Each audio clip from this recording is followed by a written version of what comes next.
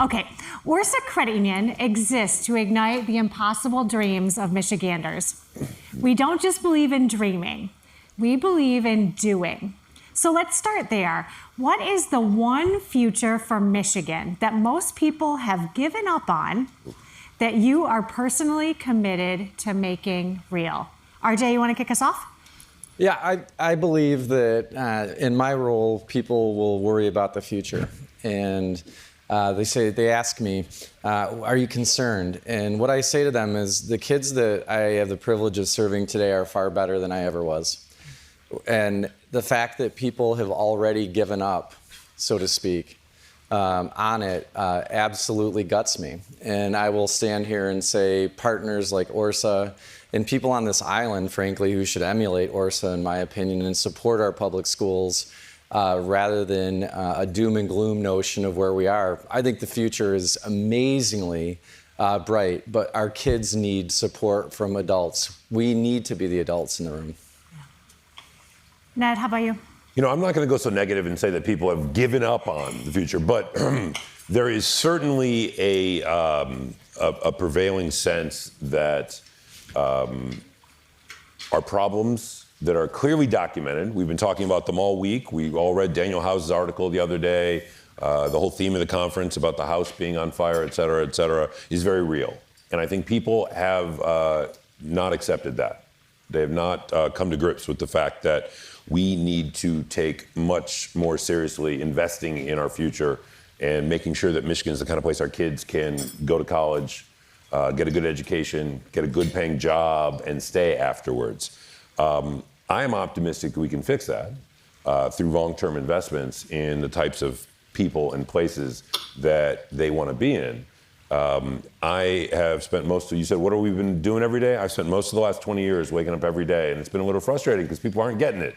But I'm going to pretend I'm Charlie Brown, about to kick that football, and that you guys aren't Lucy. You're not going to pull it away. This time we're going to kick that ball, and it's going to work. Monica? I am personally committed to ensuring that in Michigan, a child's future, the size of their future, is not dependent upon their zip code. What I believe right now is that too many people feel as if some communities are there to thrive while others just survive. And I reject that. So I truly believe if we give access and opportunities to all and we engage in valuable partnerships throughout our community, we really can change that narrative. And I think I am optimistic by the belief that if people can begin to see equity not as a charity, but as the actual infrastructure that it is, the human right for all, that we'll be going in the right direction. Love that. Every person on this stage has chosen to work on problems that are hard and slow and often thankless. That's not an accident. What made you decide that this work, this place, was worth it? Monica, let's start with you. So for me, this is very, very personal. Many might not know, but I am the daughter of the real Coach Herman Boone, the inspiration behind Disney's movie Remember the Titans, played by Denzel Washington. What? That's true. We've That's blown so Ned's cool. mind, right? Super cool. Oh. So I was raised by two educators, and I saw the power of public education changing the trajectory of children's lives. And so I had no choice but to continue on with that work. And as I saw my father and my mother just invest in the lives of young people, and even when they hadn't at that point earned the right to be thought about as in terms of their future and that investment, but just knowing that that is what matters, that changes lives, then I just knew I had to be a part of this important work. And I'm still just so inspired, again, by the work that we are doing to ensure that the future of our young children is so bright. Ned? Well, first of all, it's hard to concentrate now that I know that I'm sitting next to a celebrity. And I want to talk about Remember the Titans after this. That'd be cool. Because I watch that every time it's on TNT. You know, my story goes back. I grew up in the 70s and 80s on the northwest side of Detroit at a time of tremendous change in the city. And I remember being 10 years old and sitting in the front room of my parents' house thinking, this place is a mess. And how bad does a place have to be that when you're 10 years old, and it's the only place you've ever been, and you know this place is a mess and it's got problems. I remember committing right then. It was like, I created a world vision. I'm going to go off to, see the world, figure out how it all works, then come back here and, get to work fixing on it. And it's so I did a little bit. I got a little waylaid for 10 years in the financial world. But after about 20 plus years ago, I moved back and said, okay, I want to spend the next part of my career trying to improve the economic well-being of people in the state of Michigan. And I chose Detroit because it's where my home, it's where I was from. I went to Detroit public schools and through 8th grade. And I want to make sure that I think education, I'm sitting next to 2 educators, is the great equalizer. It is the way that we create a pathway to prosperity for everyone, regardless of where they start. I don't think Michigan gets healthy again. I don't think Michigan gets back. We start changing that trajectory until Detroit is healthy again. Every major state that has a successful economy has a strong central city with a strong core that leads that economic prosperity. I grew up in rural Michigan. My dad didn't graduate high school. I'm the son of immigrants. My grandfather was incarcerated. But it wasn't until I taught for a year in Nigeria that it really crystallized for me. And I taught for Ty and Sheila Shalaran. Ty was an Amnesty International prisoner of conscience. He was an amazing guy with adult oppositional defiance disorder, which I love and can channel that. But he said to me when I was leaving after a year, and I was a young man and I didn't understand what he meant. I get it now. And Tansley, he said, RJ, may your road be rough. I'm like, what are you talking about? What he was saying to me, we all know in this room, is that a life worth living is one that isn't easy. And whether you're fighting for Detroit, whether you're fighting for equity in each kid, whether you and your organization are doing things like taking care of people on the margins by not overcharging them on overdrafts, or making sure that financial stability for people on the margins is there so people with the wealth inequality that we have can't subjugate them because they're in a hard spot. So I think the 4 of us up here in different ways are all committed to providing an opportunity for a person to live the life they deserve to live. And to me, that's what drives me. Financial institutions, school districts, and universities don't naturally move at the same speed or speak the same language. Where do these partnerships actually fail, and who has to change the most to make them work? Ned, I'll start with you. The answer is yes. No, I work at universities are often regarded as incredibly slow, bureaucratic places, and they are. I'm not going to lie to you. I'm not going to pretend they're not. But mostly, like in any bureaucracy, what it takes is individual leadership. It takes culture change. It takes people saying, we're going to get stuff done. Because, and that holds true for all of the types of things that we're talking about doing up here, because the problems that we have didn't get created in 5 years. They're generational, right? And they're going to require results. They're going to require efforts and changes that are generational. Coming up on Tuesday, we drove across the bridge. And I looked at that beautiful bridge, went up to St. Ignace and took the ferry over. You should do it that way, by the way. It's great. And I said, they were building this in the 40s and 50s. Could we do this today? Could we come together to build something like this? Because you might not know the history, but in the 40s and 50s, everyone said, you can't build that bridge. They called it Soapy's Folly. This isn't going to happen. Think about it. Could we build that bridge today? It would require so many people being uncomfortable, willing to give and do things that they're not expecting, to trust other people, whether you're an environmentalist or a union or a business entity or someone who doesn't want to mess up the beautiful view across the straits. All of those things require people coming together with a shared vision and trusting each other to do things that they're not necessarily so comfortable doing. We as a group need to get comfortable with each other and trust each other enough to build that next bridge. What's it going to be? Will we have the political courage to do it? RJ? I would say this is where public entities have to own, whether they're public schools or universities, have to own something that I believe we've been guilty of for far too long. And that is the notion of believing that rather than this is a partnership, as we're partners, doesn't turn into this. far too often, I don't think public entities have explicitly shown the value opportunity to partner with us. Instead, we have asked for money, we have asked for resources without looking at a CEO like you in the eye and say, and how is this mutually beneficial? How can we advance your organization? And how can we help us? So I just want to take that as take this opportunity to own the fact that I think Ned and Monica, I frankly think in my 33 years in working in public education, there's been way too much of coming to organizations like this and not putting our hand out like this and saying, how do we help each other? Monica? I would say in addition to everything I've heard here, I just agree that when we as individuals, I think, focus too much on protecting our own processes instead of, as Ned said, going together for the shared vision. I think that's what gets us stuck.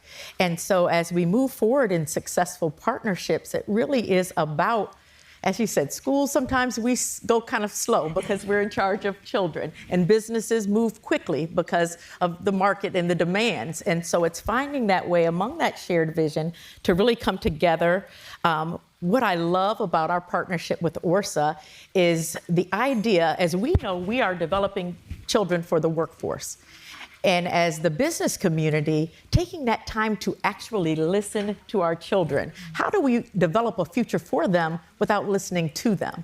And so that, in terms of that partnership, has been so beneficial because I think together, when our businesses and our communities invest in our young people, then it really sends such a powerful message to them. And that's how I believe that those partnerships really can succeed. Mm. Michigan has been working the talent retention problem for decades. We've had task force, reports, summits, and yet we keep losing people. Remote work has fundamentally changed what it means to stay in a state. So what's the thing we refuse to say out loud that's actually keeping young people from building their lives here? Monica? I say that young people don't stay for jobs, period. We just have to accept that. So they're not going to be here ready to just retire. That's not. They stay when they feel a sense of belonging and they feel inspired and things that are aspirational and a part of a community. So I think we have to make sure that we change the culture to acknowledge that our young people need flexibility, they need adaptability, they need that sense of community. And so Michigan can't just be a place that, hey, you can come, it's affordable to live and to retire here. It has to be a place that signals for them that what I hear our students talk about right now, they're talking about entrepreneurship and ownership. And so can I come in this state? Can I thrive? And can I do that in a collaborative, flexible space? So it is all about relationships and belonging. Ned, I see you agreeing. Oh, my Lord. Yusuf. Amen. Yeah. Amen. I'm the choir, you're the preacher. I don't know. Let's all sing because, for far too long, especially in the economic development space, what they talk about is we need jobs, jobs, jobs, jobs, jobs. Kids are leaving because they can't find jobs here. It's totally not true. Totally not true. So I worked in the Granholm administration 400 years ago, not quite in the 1900s, but just after the 1900s ended. And there were about, we were in the midst of a one-state recession back in 2005, 2006. There were 90,000 open jobs in the state, which is about normal, actually, for a state of our size to keep some natural churn. About 2-3 years ago, I looked, there were 250,000 open jobs in the state. Today, I looked last week just for fun, there are about 200,000 open jobs, according to the Bureau of Labor Statistics in the state. People aren't leaving because they can't find a job here. Now, I'm not to say that if you know a person that couldn't find a job, absolutely. That is, at the granular level, that always happens. I call that anecdata, right? But the actual data is that there are a lot of jobs that are available here. People are leaving. There's a lot of great data about, we survey, why did you go to wherever you went? 40 years ago, about half the people who got a new job moved for a job. Okay? Because that's what it was. You got paid a lot more, so you moved across country, you did this kind of thing. Last year it was 1.8%. People don't move for jobs anymore. It's the other way around. Jobs come to where people are. Yep. Right? Investment follows talent, not the other way around. So when you look at what people want, why do they go where they go? It's not for jobs. They want quality of life. They want a place that has walkable urbanism, that has transit, that has amenities like shops and restaurants and bars and clubs and things to do. They want to be able to start their own local businesses and things like that. They don't want to have to shop at a big chain and all that. Now that changes a little bit as they get a little older. Maybe they have some kids. They want to drive their SUV to Costco, or they need a backyard and all that. But at least when they're younger and when they're very sticky, once you get them someplace, they want all those sort of cool amenities that we think about. And you said, what are we not being honest about? We don't have transit in this state. Transit is the very minimum baseline that other states have, that when people start looking, well, why don't I move and fill into the blank city in Michigan? It's because they don't have transit. And you don't hear people say that all the time, because it's when you say, what kind of house, what are you looking for in a house? Does anyone ever say, oh, I want a roof that doesn't leak? No, you say you want a custom kitchen or a nice master bath, right? But the roof is transit. You go to any other city around the country and they got it, and we're not investing in it here. I think Ned and Monica hit it perfectly. We have it flipped. Since the early 80s, we've had this vapid experiment of trickle-down economics that hasn't worked for so many people. And public education in general provides the talent for businesses to thrive. So instead, what have we done? We've cut corporate tax rates, we've went after the job piece and not invested in the kids and the workforce that we should. I was at Wayne State in 1997, and I remember there was nothing there. I think Friar Tuck's was in the union, and that was all. And now you go down to the Wayne State area and that area, and the kids that I have the privilege of helping educate, we have so many more kids going to Wayne State now. Why? Because it is a cool, great place to go. There is stuff to do. You can walk. It is wonderful down there. And the amount of kids I've seen go to Wayne State from places like Novi, Northville, in the past 7 to 8 years, completely different. And so Ned is right on. Areas creating a place, I love that when kids are sticky, that they want to stay. But that doesn't happen. Monica and I get 10 grand a year to educate a kid for 180 days. I don't know how many of you out there have kids in club sports. If you do, you're paying 6 to 8 grand a year for club sports for them to be on a soccer team that practices twice a week. Yeah. And y'all are giving us 10K for 180 days of transporting and educating kids and getting them ready for the jobs that you want us to get them ready for. Ask yourself, you want an uncomfortable truth? Like, you can say you care about kids, and you can say you care about the state, and you can say you care about jobs. What are we doing to actually prove that we are? Are we investing what we should to help our kids live the life they deserve? As you can tell from the tone of my voice, I don't believe we are. Yeah, that's right. So if I can add on to what RJ said, Yeah, he referenced the Wayne State story, and he's spot on. So our Center for Urban Studies, we're a university. We got lots of data and researchers, right? So we get to track every kid that applies. We get to track what happens with them. If they come, if they don't come. There's a big national clearinghouse where you can get all this data of the kids who apply. And so 20 years ago, when we interviewed we surveyed the kids that applied to Wayne State, got in, and chose not to go, their number one reason was the location. They're like, oh, I don't know, man. Maybe I'm worried about safety. Maybe there's not a lot of amenity. And all he had is Friar Tuck's. Yeah, he had Friar. I don't even know what that was, but I'm not going to Friar Tuck's. I'm picturing. It was in the basement. It was a heavy fry food experience, but Okay, that was the only food you could eat down there. Now I'm warming to it a little bit. No, you don't want. No, okay. You don't. No. So, but that was it. The vocation was the number one reason why they didn't go. By 2015, that had switched, and it was the number one reason why they were coming to Wayne State. Is because Midtown Detroit was safe, clean, vibrant, fun. There was stuff to do. 250 restaurants, shops, businesses, restaurants of all kinds open between 2011 and 2020. Wow. In that neighborhood. And it's a place to be now. And we've got the Q line, and we've got Mogo Bike Share, and it's kind of hopping with the museums and all that. And suddenly, people want to be there. And I guarantee you, when you go and look 10 years from now, there's a reason why at Wayne State, 98% of the kids come from Michigan. 82% of them stay 5 years afterwards because they're in a fun, sticky, great neighborhood. Go and compare that with any other university in the state. I dare you. I don't dare you. I double dog dare. I don't know, but it's a lot lower everywhere else. ORSA became the first financial institution on Roblox because we believe that financial literacy must meet young children where they are, not where adults are comfortable. Unfortunately, most financial literacy programs don't actually change behavior. What does? What are we still misunderstanding about how people really learn money habits? Monica? I'm going to always say relationships change behavior and relevance changes behavior. And I would say in my experience, our financial literacy programs have failed when they don't make connections to our young people to real world life. And so I think now it's really about meeting our young people where they are. So they're digital natives and they learn that way and they act, to your point about Roblox. And so being able to meet them where they are and make those connections, those real world experiences.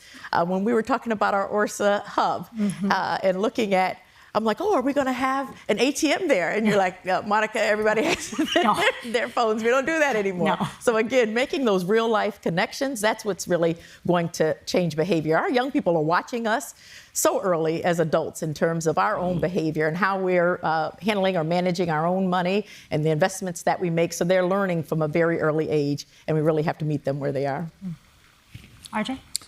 Well, I would look at the room and I would ask you out there when you're watching this on the live stream, how many of you carry cash in your wallet on a regular basis? I'm still old school.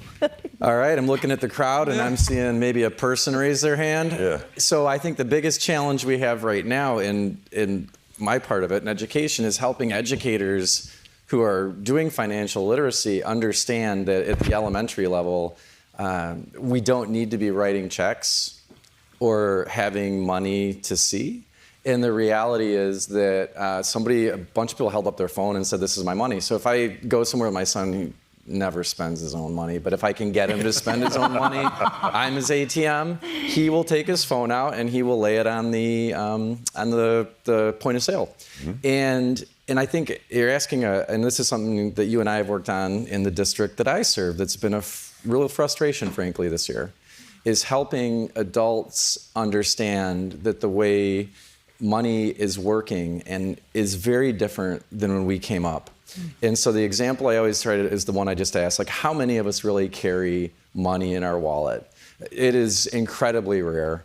And so we have to adapt to the fact that platforms, electronic platforms, whether it's Roblox for education or just how we're doing it, the more we can make our kids highly literate on how money really works and how it transfers, compound interest, access to it, safety, all of those things. And we're really struggling, in my opinion, right now to make that transition where the folks in the system, I'm just talking public education, who are in charge of educating aren't as savvy with the model that you and your team are. Yeah. I don't want to double down too much on that because I agree with everything that you said. I will say that I have not carried cash in almost 10 years at this point. And funny story, I'm at an event and I walk out and we had valeted. And I'm like, oh man, I don't have any money to tip these guys. I don't want them to think I'm cheap. I feel bad for them. They've been working hard. The person behind me is Rip Rapson, president of the Kresge Foundation. And I'm like, hey, Rip, can I borrow $3? I want to tip these guys. So if you see Rip wandering around, tell him I've got his $3. Yeah. I'm good for it. I've owed it to him now with the VIG. I'm probably up to about $8 now I owe him. But anyway, it's super important. We're at that inflection point in time because my kids are much more likely. The most important thing I ever got in financial management when I graduated high school was I got Personal Finance for Dummies. My mom gave me this book and it taught me everything I need to know about credit cards and mortgages and all that kind of stuff. I think my kids are just going to use chat. I mean, I've tried talking to them about it all and they go, yeah, what do you know? And then when they need a question, they go to chat. So I hope most of it's right. But I think that's why Roblox is so important because we're reaching them where they are. Yep. And they're going to be a lot more receptive to it than listening to us old heads up here. It might just say, yeah, Unc, whatever, and they, ignore me. And so if we can reach them where they are, I think we're much more likely to get them to adopt the knowledge. RJ, Northville Public Schools and ORSA partnered to bring Crisis Text Line access to your students in the district a few years ago. Why was that partnership so important? And I know you're continuing to invest in mental health. And how does that relate to the conversation about mental well-being more broadly? It's a very powerful topic for me and for many people. The mental health and well-being of our kids and our adults, a lot of time people will talk about it. I have a lived experience with it. I will own that, and I have no problem sharing. I was a patient at the Event Depression Center for a couple of years. It's one part of who I am. And the fact is that our kids and our adults are struggling mightily right now. What ORSA gave me was the ability, I serve a board of 7 elected officials, and I have a great school board, but it's really difficult because things can be weaponized in election cycles against people who do the right thing. And some people in communities will say it's not the province of public education or education to attend to the well-being of kids, and they will weaponize that. I think they should be ashamed of themselves, but I will not go on with that. But having ORSA behind it was an existence proof of legitimacy that an organization was willing to say, this is the right thing to do and we want to help you. And so what that allowed our team to do is to provide legitimacy in this program, because all the questions you can imagine, well, what happens if this text comes and what happens if that text comes? And my thing is, well, what happens if we do nothing? I'll tell you what happens if we do nothing. I lose kids. So I'm not interested in doing nothing. And if stuff doesn't work out, great, then we pivot and move on. But I just want to look at you and say thank you for what your support was on that, because it's a headwind that people like Monica and I face, is folks' reticence to go towards things that could be a little bit uncomfortable. So thank you for your support of that. Dr. Merritt, ORSA Credit Union and Plymouth Canton Community Schools partnered recently to open the ORSA Hub, a space dedicated to shaping the workforce of the future. When we first talked about naming it, we were going to call it the ORSA Innovation Hub, and you pushed for something different. Why was that so important? So when we first started the design even of the building, we were always referring to it as the Innovation Hub. And what I'll say is innovation in education, we love our buzzwords, and innovation is the word of the day. We throw it around like rice at a wedding. And we started thinking about what will this space become? And our job is to be like future and forward thinking. And so we have to lose that word innovation in this title, just because when we think about what this will be in the future, there will be so many different iterations of.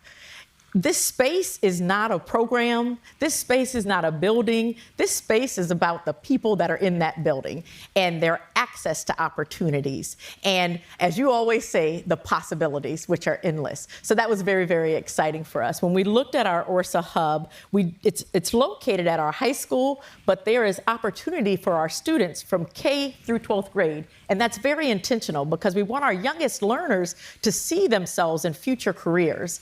And it will give an opportunity really for us, as we talked about our young people right now, really looking at entrepreneurship and skilled trades and technology and collaboration and all of these experiences. So it's just so exciting for us. And I am forever grateful to you and to ORSA for that partnership and that investment in our young people. The very first time we started talking about it, we talked about our energy together. It's like the synergy in the room and just the ideas were flowing. And what was so beautiful, what emerged is that we don't have a curriculum developed for this space.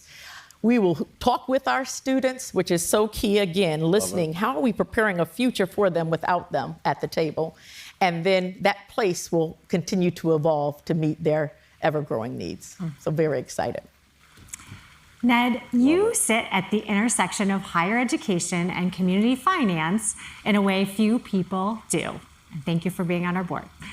We've seen these partnerships from both sides of the table. When they fail, what usually is the real reason, and what does Wayne State do differently to make sure that they don't? So, first of all, the word fail is an interesting one, because I think when people hear fail, they think disaster, didn't work, blah, blah, blah, blah, blah. And that means we'll never do that again. I'm a big believer, and RJ mentioned this earlier. Hey, we're going to try something, and it didn't work. We're going to move on, right? So there's a process that we follow. We teach our entrepreneurs something called lean startup. And I won't go into all the details, but it's sort of a combination of agile software development and lean manufacturing. Has a lot of the combination of those two principles. But if I had to sum it up for you, it would be build, measure, learn. And it's just a path, all right? You have a hypothesis, you think something is going to work to solve a problem, you do a lot of customer discovery, and you go and talk to people, stakeholders about why, if it'll work, if it won't, blah, blah, blah. And you very quickly, based on that discovery, try it. You do an experiment to see if it's going to work. And then you measure, did it work? And then you learn from it, what went wrong, et cetera. And sometimes that means you stop doing it altogether because your hypothesis was wrong. Sometimes you need to tweak it a little bit and move it, and you just, you keep moving around. And so we try to follow that philosophy. I tell my team all the time, go out there and try it. Don't just be willy-nilly. Let's be thoughtful about how we're doing. Let's document before, what does success look like? What is it? Because everyone runs a pilot, and at the end of it, they're like, was it a success? Yeah, it was a success. No. I want you to say it was a success because 50 kids went through it, or 50 kids' scores went from 10 to 15. That's what success looks like. All right, because at the end of something, they call pilots, and it's really just a small-scale rollout of the thing they wanted to do anyway. Nope, we're going to have a process where we say, this is what success looks like, and at the end, we're going to go back and say, did it work? Right on. Yes, no, or the other. And if it didn't work, cool, kill it, move forward. And that's not a loss. That's not a failure. In fact, that's the opposite of a failure. Thomas Edison took 1,000 tries before he created the filament for a light bulb. And they said, oh, you failed 999 times. He goes, no, I succeeded 999 times in knowing what didn't work. That's the mentality we have to be if we're going to try to fix these really hard problems. We got to be willing to try things that we've never tried before. It's easy to not fail. Just keep doing the same old thing you've been doing. The three of you, I want to give a shout out to somebody, but I want to affirm what you're all doing and why we need more of it. So in a former district, started a class. They had no curriculum, 180-day open channel experience, had some great teachers, and what we did is supported the kids in chasing whatever they wanted to do. Well, in the first class, one of those young people brought a 3D printer in, and we just did ideation and all of that. This is probably 7 or 8 years ago. I want to say the three of you are so on to the right way. I'm going to say his name because I love this kid. His name is Leon Chen. Leon and his team just secured $7 million in funding from Sequoia, which some of you know is kind of a decent venture capital firm, to go after a platform in something that they're working on. Leon turned down job offers from SpaceX and Google and said, I'm betting on myself because I want to go at something that I think is going to make an impact. He is 24, 25 years old. He is the shining example for me of what the three of you are into and doing. We don't need a rote curriculum. What we need is to give our kids the opportunity to chase after stuff and understand if they fall, we'll be their safety net when they're young. It's fine, but keep going. And much love to Leon and his crew because they are the perfect example of what the three of you believe in. So thank you for believing in the hub and in Tech Town and providing opportunities for people to just go. Okay, one sentence only from each of you. What gives you the most hope about Michigan right now? Ned, I'll start with you. Wow, that's a lot. One sentence, most hope. You can tell these are not pre-scripted questions because I'm riffing while I think of something right now. As opposed to already putting it into ChatGPT to have an answer ready for you. What gives me the most hope for Michigan right now? I'm gonna go with Wayne State. Okay. And I'm gonna. This is what I'm gonna say. That Wayne State is the #1 university in the state. Oh, it's one sentence only. Dude, can I tell why? Of course. Okay, thanks. It's the #1 university in the state for its social mobility. We have the median household income of the students that go to Wayne State is $54,000 a year. that is well lower, $20,000 more lower than the household median income for the state of Michigan. It is lower than all of the other 15 public universities in the state of Michigan. It is lower than every community college in the state of Michigan except for Wayne County Community College.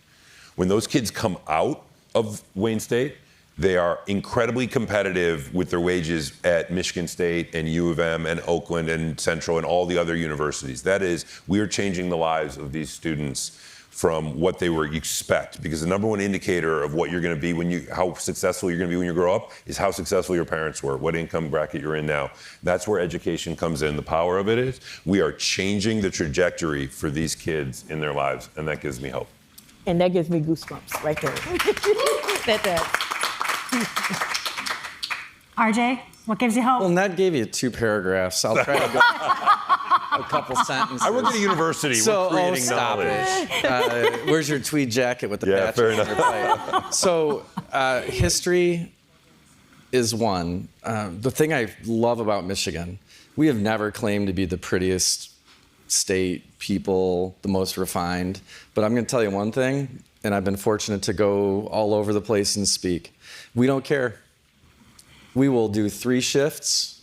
I remember a buddy came and was like, why does that bar have a happy hour at 7 in the morning? And I said, because we do 3 shifts. Those factories run 24 hours. So history, we can take a punch, we can give a punch, and I believe that genuine fiber in Michiganders to just go and not care what you think. 2, people like the 3 of you, frankly, that believe in the kids that I serve.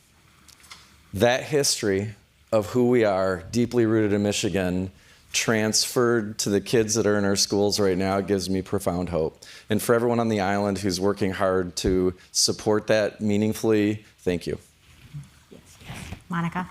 They're incredible, right? Right? Yes. I will tell you what keeps me just fired up and gives me hope is the realization that public education, businesses, and communities continue to come together and realize that we are interconnected when we are preparing and investing in our young people. And they are amazing across this state and across this nation.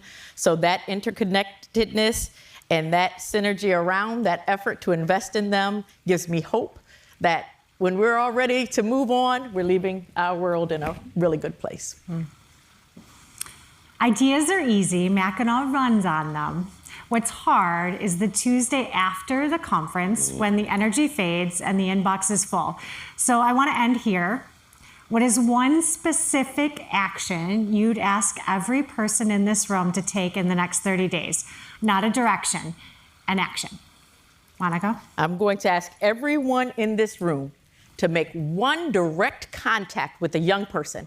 And I don't care if that means a job interview, a shadowing, coming to a classroom to visit, making an introduction to them to someone else, whatever it may be, that one action for that young person. Because as Ned shared and RJ shared, we changed the trajectory of young people's lives. So that is my ask. Love it. Love it. You stole mine, so I'm going to go a little off piste. I'm going to say, please, please, please, write your state legislator, write your mayor, your city council member, your dog catcher, your water commissioner, whatever you got, and say we need public transit. Please invest in public transit. RJ? Wow. I'm going to channel a former mentor of mine, Barry Checkaway, or a mentor of mine, and say, have a cup of coffee with somebody and listen to them. Put your hubris and ego aside and just sit down. And I'm going to tell you something we all know. You're going to find when you do that, you have a lot more in common than you think with people. And in that conversation, together talk about what you're going to do to be helpful to this world. It's easy to point out what the problems are. It's a lot harder to discuss solutions, put aside your own ego, and push for those things, whether it's writing a letter, whether it's supporting your public schools, whether it's flipping the credit union industry and doing things that before Orsa came in and I got to know what you did. Credit unions before you could have done what you have done in the past 3 years. They chose not to. I'm not throwing shade. I'm just saying go. Go. Go. That's it.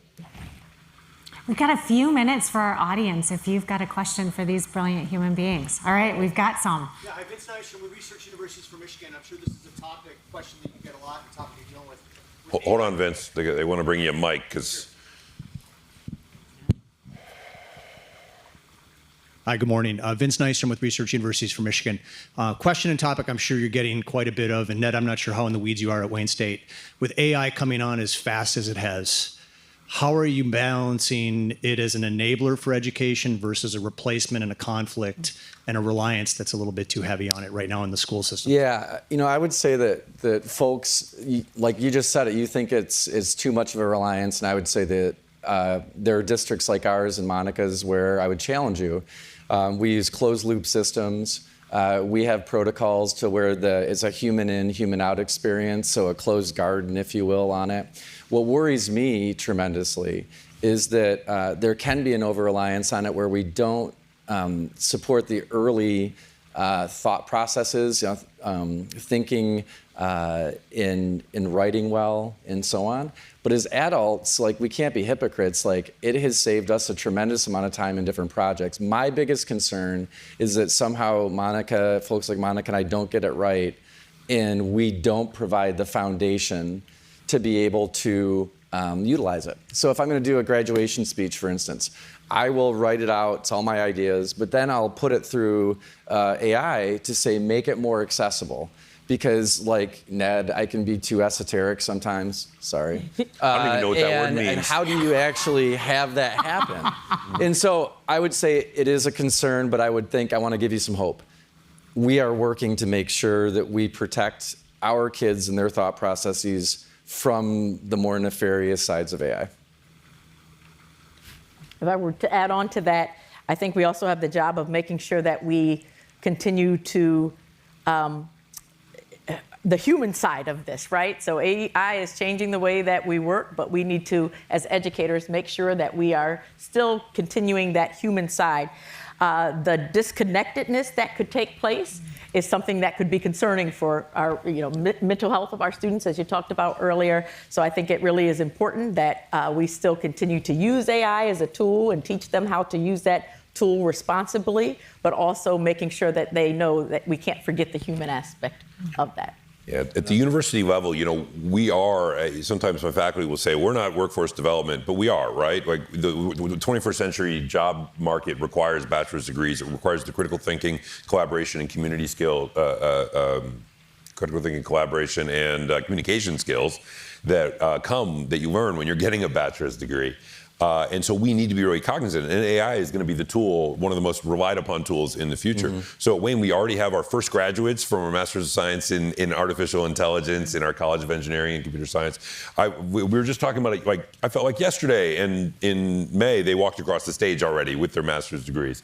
But we also, I found, when you're writing speeches and things like that, AI is best when you already have something in your head, whether it's a speech or a PowerPoint or a process or whatever, and it takes it out for you. But you still need to know and then tweak it to make it look like what was in your head. It saves you a ton of time in putting it out there. But if you didn't know what you wanted to start with, it's going to come out wrong, full of hallucinations, not really valuable at all. So we still need to be teaching those base skills so that people have it in their head and then they use the tool to get it out there. It's going to be something that we need to know when to use it and how to use it. And those are the skills that are going to be really valuable in the next job market. We probably got time for one more.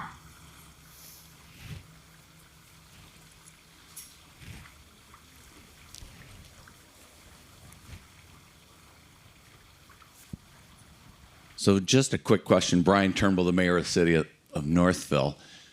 We have found in our community, working together with the public schools, RJ represents them, the township, the city, doing public-private partnerships with companies and others for different benefits, for the city, for the school district. We worked on one with University of Michigan for mental and physical care, in the school district. We came together on that. Do you find in your three areas, as you look at it, more public-private partnerships for the benefit, and how do you get that done? It seems easy. It's hard, but with RJ and ABO in our township, myself, we're looking for the benefit for the next generation. You're talking about the next generation. It's that collaboration. How are you doing that? Or are you finding more public-private partnerships in the schools, which didn't used to be, talking about 10, you're old when you're talking decades, Yes, yeah. in the 80s or the 90s or whatever, or, back at the turn of the century when you were there too. So from that, public-private partnerships on that, do you see more of those? Thank you. So I say for us, we have to just seek them out, and opportunities like this to share how we're doing this, I think it inspires others. It's important we locally go to our chamber and just, again, share the shared vision and the benefit for our students and for the future. Again, as we heard earlier, we're responsible for developing the workforce. So it is so necessary to come together in these partnerships to ensure that we really are preparing our students for jobs that don't even exist. More and more, it takes a cross-sector collaboration to make things happen because the lanes are so intertwined. We have a great partnership with the City of Detroit, the State of Michigan through the MEDC, and Michigan Central and Ford. And New Lab, and then Wayne State. So we have but we were very clear. So you talked about don't come this way, come this way. We're very open and transparent about how do we turn 2 + 2 into 7. Sorry, I'm not at the math department, and don't teach your kids that. But in terms of partnerships and growth, that's what you have to think about it. We came and we ended up formalizing it through a 28-point MOU. Like, here are all the things that we're going to do. You're going to do this. You're going to do that. We're going to do this together. We're going to publicize it, market it, try to turn 2 + 2 into at least 5, if not 6, 7, or 8. I think unnatural alliances are really important. As my son will say, I was born in the 1900s. But so a lot of us have a hard time with this. But when you see companies like, for instance, Honda and a Ford coming together to design an engine. When we were growing up, there was no way people, why? So humility, I'm going to go with Jim Collins. Humility and will, seek unnatural alliances. And this is where, I'll finish with this. This is where I think Orsa has been on point for years on this. You look for so many different things that other people wouldn't to try to find value in your organization and provide value for folks like Monica and I. And I want to thank you. And to Monica's point, thank you so much for having us up here. This has been a lot of fun. Yeah. All right, let's give our panel a big round of applause, friends.